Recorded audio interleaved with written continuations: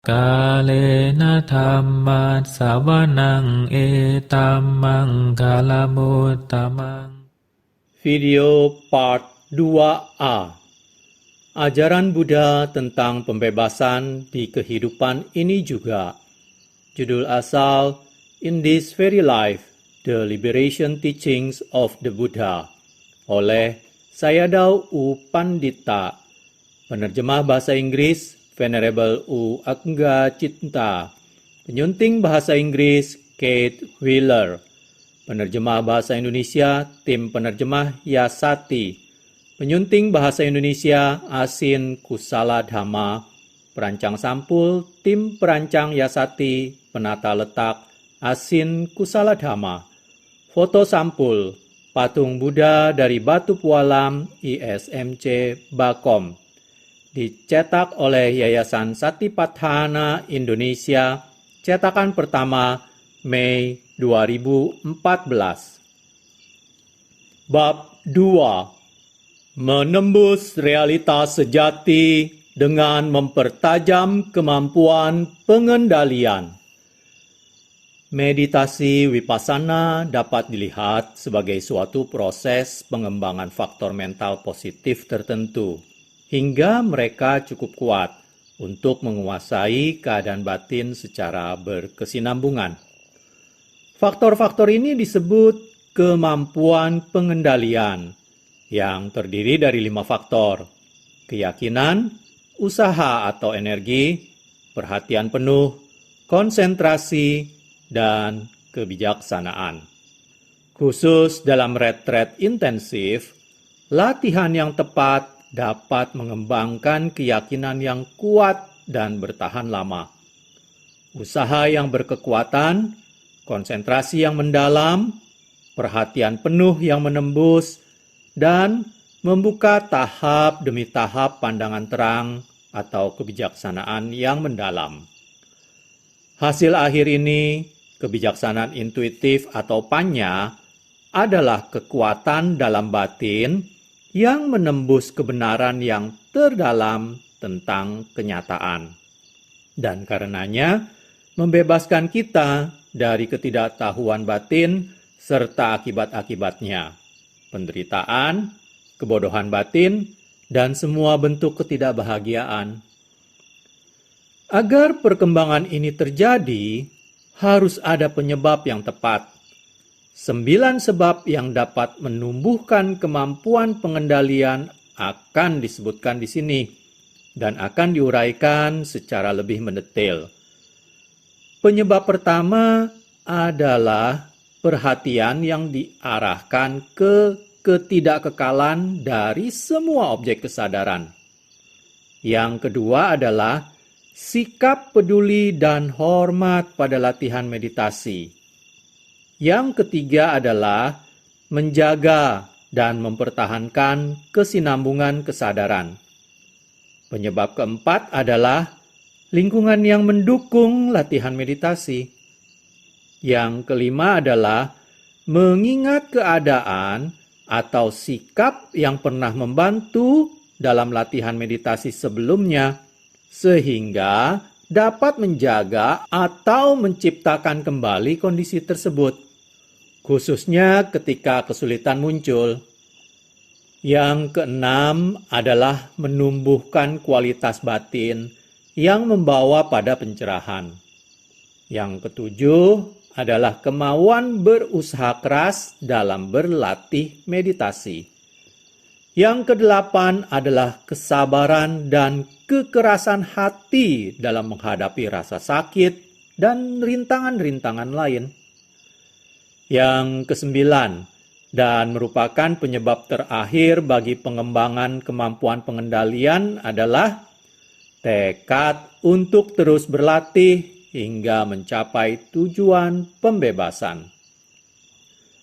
Seorang yogi dapat melaju jauh dalam latihan ini jika ia mampu menumbuhkan meskipun hanya 3 kemampuan pengendalian yang pertama, yaitu kondisi batin yogi akan menjadi bercirikan keyakinan, usaha, perhatian penuh, konsentrasi, dan kebijaksanaan jika ia menyadari proses lenyapnya fenomena mental dan fisik dengan teliti, penuh hormat, dan dengan ketekunan yang berkesinambungan. Dengan kondisi ini, rintangan batin internal dalam meditasi akan segera disingkirkan. Kemampuan pengendalian akan menenangkan batin dan membersihkannya dari gangguan. Jika Anda seorang yogi seperti itu, Anda akan mengalami ketenangan yang tidak pernah Anda rasakan sebelumnya. Anda akan dipenuhi oleh kekaguman. Menakjubkan. Ini benar-benar nyata. Semua yang guru-guru katakan tentang kedamaian dan ketenangan benar-benar saya alami sekarang. Jadi, keyakinan, faktor pertama dari kemampuan pengendalian, telah muncul karena latihan Anda. Jenis keyakinan khusus ini disebut keyakinan awal yang teruji. Pengalaman Anda sendiri membuat Anda merasa bahwa janji-janji selanjutnya dari Dhamma mungkin benar-benar nyata. Dengan adanya keyakinan, timbullah inspirasi yang wajar, suatu peningkatan energi. Ketika ada energi, usaha mengikutinya. Anda akan berkata pada diri sendiri, "Ini baru awal. Jika saya bekerja sedikit lebih giat, saya akan mendapatkan pengalaman-pengalaman yang bahkan lebih baik dari ini." Usaha yang diperbarui membimbing pikiran mengenai sasaran pengamatan setiap saat, sehingga perhatian penuh terbentuk dan semakin tajam. Perhatian penuh memiliki kemampuan luar biasa untuk menghasilkan konsentrasi, keterpusatan pikiran.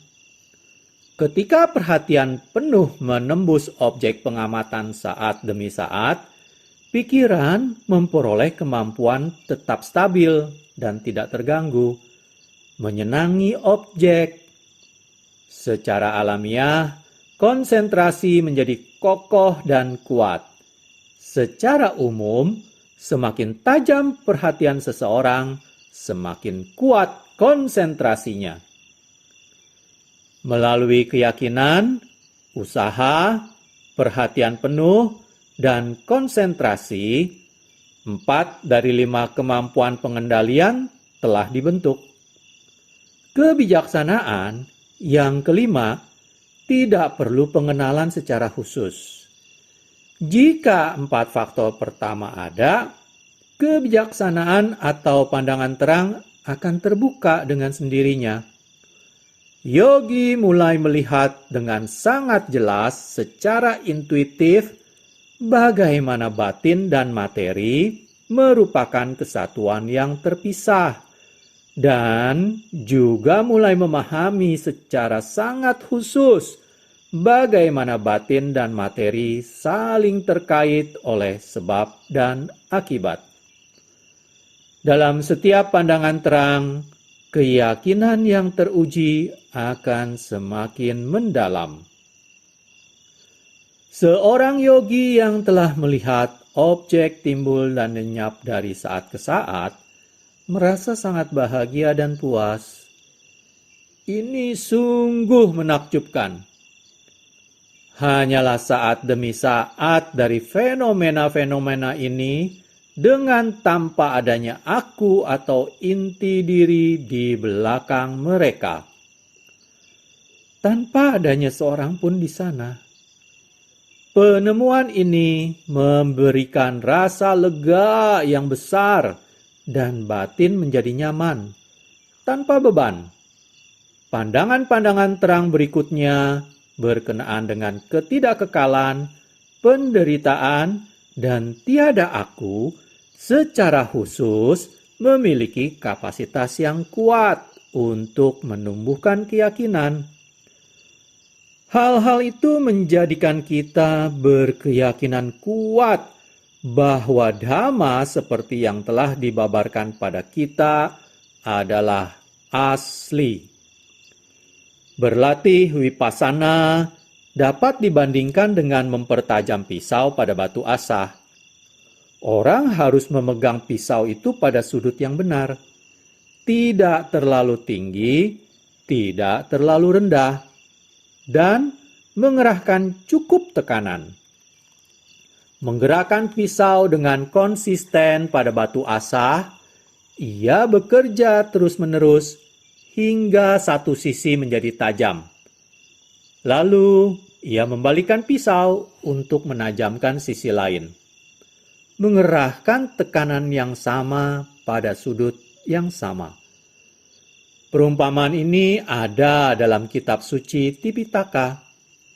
Sudut yang tepat adalah seperti ketelitian dalam latihan, dan tekanan serta gerakan bagaikan perhatian penuh yang berkesinambungan. Jika ketelitian dan kesinambungan benar-benar ada dalam latihan Anda, maka dapat dijamin bahwa dalam waktu singkat, pikiran Anda akan menjadi cukup tajam untuk menembus kebenaran tentang keberadaan. 1. Perhatian pada ketidakkekalan. Penyebab pertama untuk menumbuhkan kemampuan pengendalian adalah menyadari bahwa segala sesuatu yang muncul akan lenyap dan berlalu. Selama meditasi, orang mengamati batin dan materi melalui keenam pintu indera.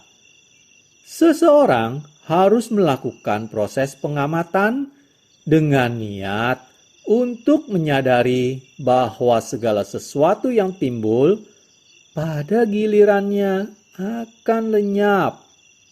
Pasti Anda sadari, gagasan ini hanya dapat dibuktikan dengan pengamatan langsung. Sikap ini merupakan persiapan yang sangat penting dalam latihan. Menerima gagasan secara dini bahwa segala sesuatu adalah tidak kekal dan hanya berlangsung sesaat, mencegah reaksi yang mungkin terjadi ketika Anda menemukan fakta ini, terkadang menyakitkan melalui pengalaman Anda sendiri. Selain itu, tanpa penerimaan ini, seorang murid mungkin akan menghabiskan banyak waktu dengan anggapan yang berlawanan bahwa objek-objek di dunia ini mungkin kekal. Suatu anggapan yang dapat menghalangi pengembangan pandangan terang. Di awal, Anda dapat menerima ketidakkekalan berdasar keyakinan semata.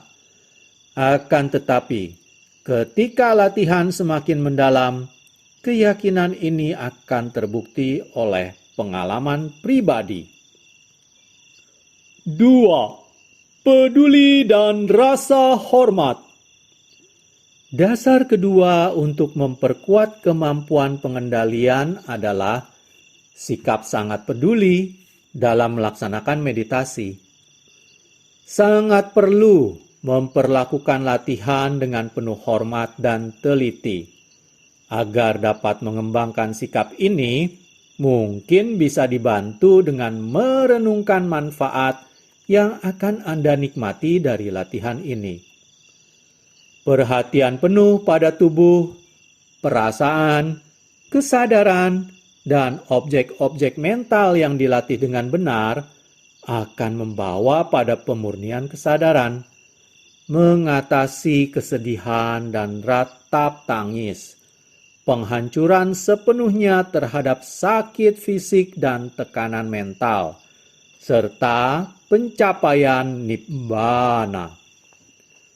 Buddha menyebutnya meditasi satipatthana. Maksudnya meditasi terhadap 4 landasan perhatian penuh. Sungguh, ia sangat berharga. Mengingat hal ini, Anda akan terinspirasi untuk sangat berhati-hati dan memberikan perhatian pada objek kesadaran yang timbul melalui 6 pintu indera. Dalam retret meditasi, Anda perlu memperlambat gerakan sebanyak mungkin. Dengan menghargai fakta bahwa perhatian penuh Anda masih pada tingkat yang belum sepenuhnya berkembang. Dengan memperlambat gerakan akan memberikan kesempatan perhatian penuh untuk mengikuti gerakan tubuh. Cermat mencatat satu demi satu. Kitab Tipitaka melukiskan kualitas kepedulian dan ketelitian dengan menggambarkan seseorang menyeberangi sungai melalui jembatan sangat sempit. Tidak ada pegangan, dan air deras mengalir di bawah. Pasti, orang ini tidak dapat melompat dan berlari melalui jembatan itu. Ia harus melangkah setapak demi setapak dengan hati-hati. Seorang meditator dapat diibaratkan dengan orang yang membawa mangkok penuh minyak. Anda dapat bayangkan seberapa jauh Anda harus berhati-hati agar minyak tersebut tidak tumpah. Tingkat perhatian penuh yang sama perlu dihadirkan dalam latihan meditasi Anda. Contoh kedua ini diberikan oleh Buddha sendiri. Tampaknya ada sekelompok biku yang tinggal di hutan berpura-pura berlatih meditasi. Mereka bersikap sembrono. Setelah melaksanakan meditasi duduk, mereka tiba-tiba melompat dan tanpa perhatian penuh berjalan dari satu tempat ke tempat lain secara sembarangan. Mereka melihat burung-burung di atas pohon dan awan di langit. Sama sekali tidak mengendalikan pikiran mereka. Karena itu, mereka tidak maju dalam latihannya. Ketika Buddha mengetahui hal ini, pengamatan beliau menunjukkan bahwa kesalahan mereka terletak pada kurangnya rasa hormat dan penghargaan pada Dhamma, pada ajaran dan pada meditasi. Buddha lalu mendatangi dan berbicara kepada mereka tentang gambaran membawa semangkok penuh minyak. Terinspirasi sutta atau ceramah beliau, para biku tersebut bertekad lebih teliti dan berhati-hati dalam segala hal yang mereka lakukan. Sebagai hasilnya, dalam waktu singkat mereka mencapai pencerahan. Anda dapat membuktikan hasil ini melalui pengamatan Anda dalam retret. Dengan memperlambat gerakan dan bergerak dengan penuh perhatian, berarti Anda menggunakan sebuah kualitas penghargaan dalam mencatat pengalaman Anda. Semakin lambat Anda bergerak, semakin cepat Anda akan memperoleh kemajuan dalam meditasi Anda. Tentu saja, di dunia ini, orang harus menyesuaikan diri dengan kondisi yang ada. Dalam beberapa situasi, dibutuhkan kecepatan. Jika Anda menyeberangi jalan raya dengan kecepatan seekor siput, Anda akan meninggal atau dipenjara. Di rumah sakit, sebaliknya, para pasien harus diperlakukan dengan lemah lembut dan diizinkan bergerak secara perlahan. Jika para dokter dan perawat membuat mereka terburu-buru agar pekerjaan rumah sakit dapat diselesaikan dengan lebih efisien, maka para pasien akan menderita dan mungkin berakhir di kamar mayat. Para yogi harus memahami situasi mereka, dimanapun mereka berada, dan menyesuaikan diri. Dalam retret atau situasi lain, merupakan hal yang baik untuk bersikap penuh pertimbangan dan bergerak dengan kecepatan wajar bila ada orang lain menunggu di belakang Anda. Tetapi, Anda juga harus memahami bahwa tujuan utama seseorang adalah mengembangkan perhatian penuh. Dan jadi, bila mana Anda sedang sendiri, sudah selayaknya kembali memperlambat gerakan. Anda dapat makan secara perlahan, mencuci muka, menggosok gigi, dan mandi dengan perhatian penuh selama tidak ada seorang pun yang antri mandi. 3. Kesinambungan tidak terputus. Ketekunan menjaga kesinambungan perhatian penuh adalah faktor penting ketiga dalam mengembangkan kemampuan pengendalian. Orang harus mencoba selalu berada tepat dengan saat yang sedang berlangsung sebanyak mungkin. Saat demi saat, tanpa jeda di antaranya. Dengan cara ini, perhatian penuh dapat menjadi kokoh dan kekokohannya dapat meningkat. Menjaga perhatian penuh mencegah kilesa, sifat keserakahan, kebencian dan kebodohan batin yang membahayakan serta menyakitkan, yang dapat menyusup masuk dan membuat kita terlena. Adalah fakta kehidupan bahwa kilesa tidak dapat muncul ketika ada perhatian penuh yang kuat. Saat batin bebas dari kilesa, ia menjadi tidak terbebani, ringan, dan bahagia. Lakukan apapun yang diperlukan untuk menjaga kesinambungan. Lakukan satu perbuatan pada satu saat.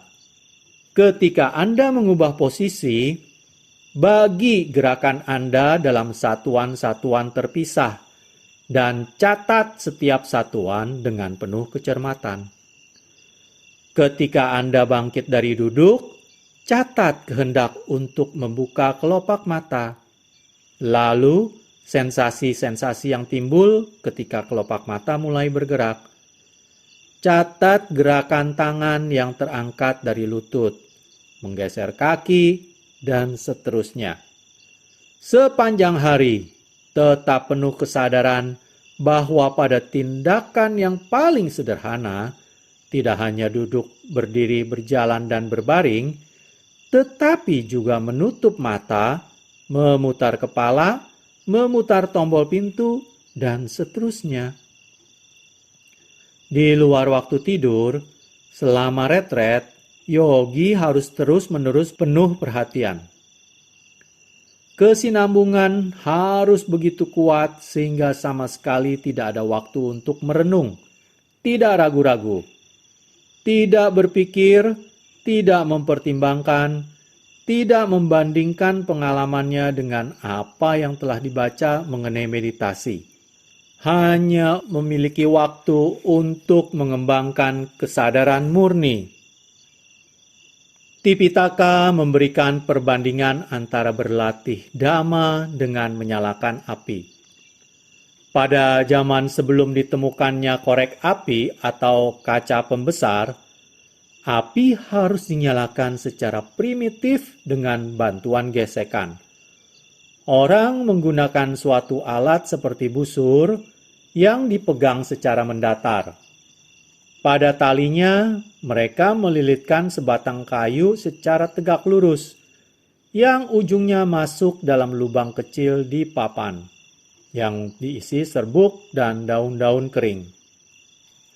Ketika orang menggerakkan busur maju dan mundur, ujung batang kayu tersebut berputar. Akhirnya menyalakan daun-daun kering atau serbuk itu. Cara lain hanyalah dengan menggerakkan batang kayu yang sama di antara kedua telapak tangan.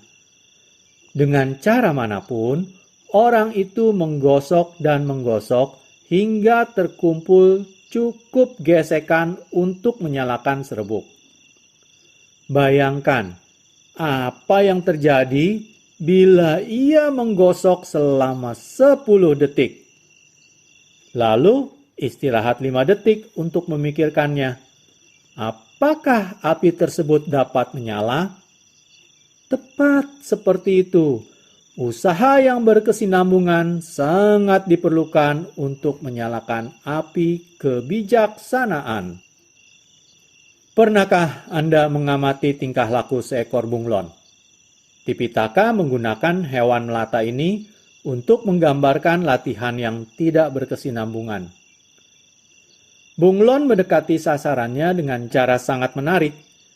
Ketika melihat seekor lalat lezat atau pasangan menjanjikan, seekor bunglon tiba-tiba maju, tapi tidak langsung sampai. Ia bergerak cepat dalam jarak pendek, lalu berhenti dan menatap langit, memiringkan kepalanya ke sana kemari, lalu bergerak maju sedikit ke depan dan berhenti lagi untuk menatap. Ia tidak pernah mencapai sasaran dengan sekali gerak.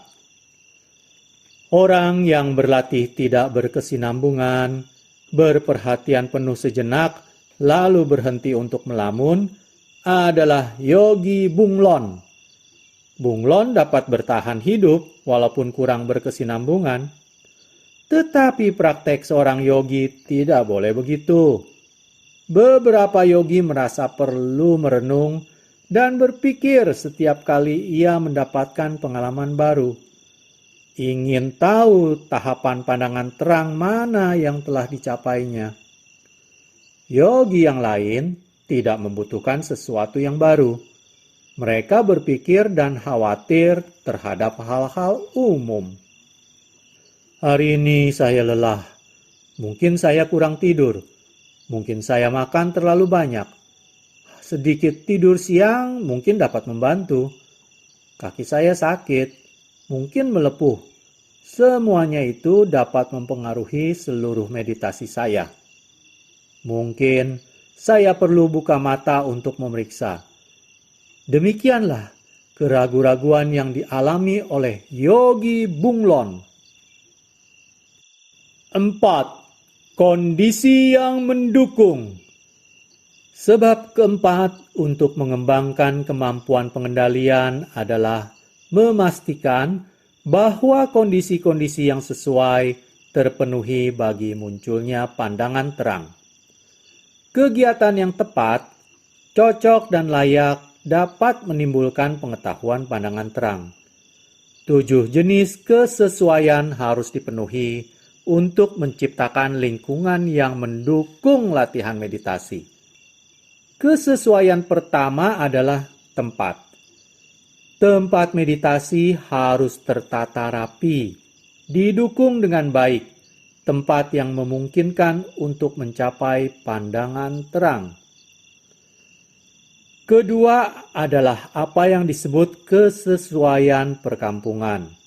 Ini mengacu pada kegiatan sehari-hari zaman dahulu untuk memperoleh dana makanan.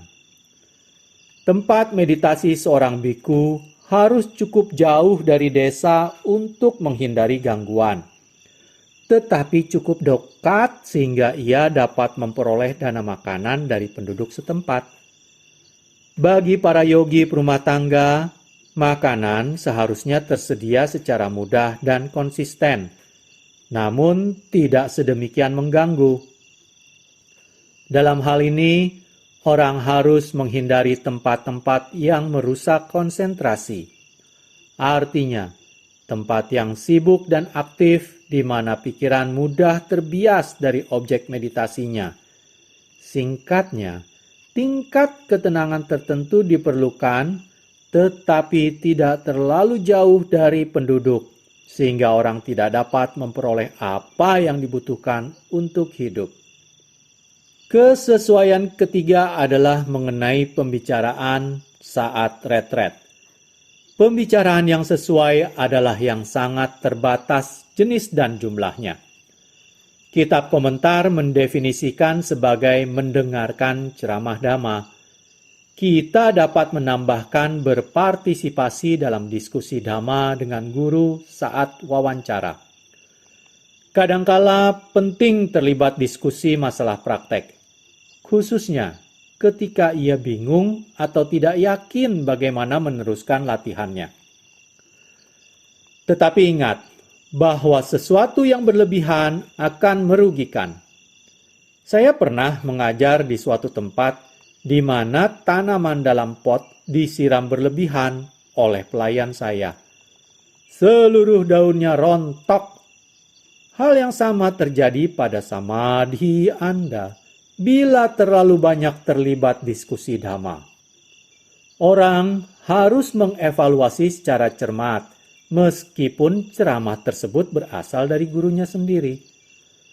Aturan umum menilai kebijaksanaan adalah melihat apakah yang didengar dapat membawanya pada pengembangan konsentrasi yang telah muncul, atau dapat menyebabkan timbulnya konsentrasi yang belum muncul. Jika jawabannya negatif, orang harus menghindari situasi ini. Bahkan mungkin memilih tidak menghadiri ceramah guru atau tidak meminta wawancara tambahan. Yogi saat retret intensif tentunya harus sebanyak mungkin menghindari segala jenis pembicaraan, khususnya pembicaraan mengenai hal-hal duniawi. Bahkan, diskusi dhamma serius tidak selalu tepat selama retret intensif. Dalam retret, orang harus menghindari perdebatan mengenai pokok-pokok ajaran dengan sesama yogi.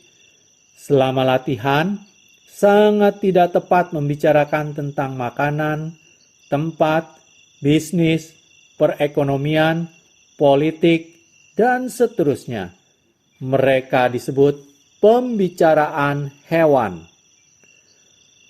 Tujuan pemberian larangan ini untuk mencegah munculnya gangguan dalam pikiran yogi.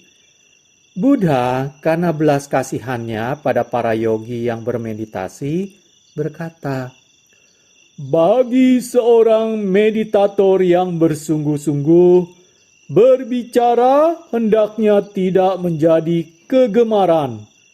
Sesungguhnya, jika seringkali melakukan pembicaraan, hal itu akan menyebabkan timbulnya banyak gangguan." Tentu saja, dalam situasi tertentu, selama retret, berbicara tetap diperlukan. Jika demikian, Anda harus berhati-hati untuk tidak melampaui apa yang benar-benar perlu dibicarakan. Anda juga harus penuh perhatian pada proses berbicara itu. Pertama, ada keinginan untuk berbicara. Gagasan muncul dalam pikiran tentang apa yang akan dibicarakan dan bagaimana mengungkapkannya. Anda harus mencatat dan cermat menamai semua pikiran yang timbul. Persiapan mental untuk berbicara, pembicaraan itu sendiri, dan pergerakan fisik yang menyertainya. Pergerakan bibir dan wajah, serta segala gerak tubuh yang menyertainya, harus menjadi objek perhatian penuh. Beberapa tahun yang lalu di Myanmar, ada seorang pejabat tinggi pemerintahan yang baru saja pensiun. Ia seorang umat Buddha yang tekun. Ia banyak membaca kitab suci dan buku-buku agama Buddha berbahasa Myanmar. Juga pernah mengambil waktu bermeditasi.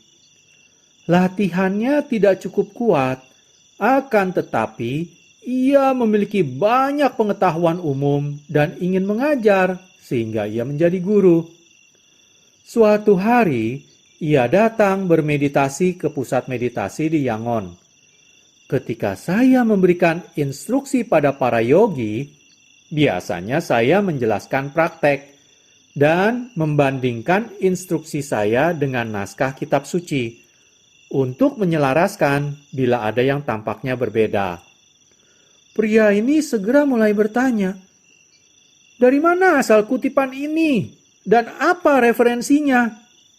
Saya sopan menasehatinya agar mengabaikan hal itu dan terus berlatih meditasi. Tetapi ia tidak bisa. Selama 3 hari berturut-turut, dalam wawancara, ia melakukan hal yang sama. Akhirnya saya bertanya, "Mengapa Anda berada di sini? Apakah Anda kemari untuk menjadi murid saya atau mencoba mengajari saya?" Tampaknya ia datang hanya untuk memamerkan pengetahuan umumnya, bukan karena ingin bermeditasi. Ia menjawab santai, "Oh, saya seorang murid dan Anda gurunya."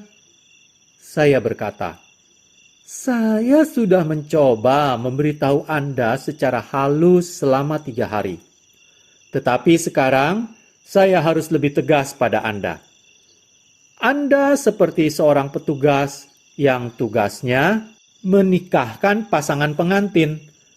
Akan tetapi, pada hari gilirannya, ia sendiri harus menikah. Di saat ia harus berdiri di tempat pengantin pria, ia pergi ke altar dan memimpin upacara. Para hadirin menjadi sangat terkejut.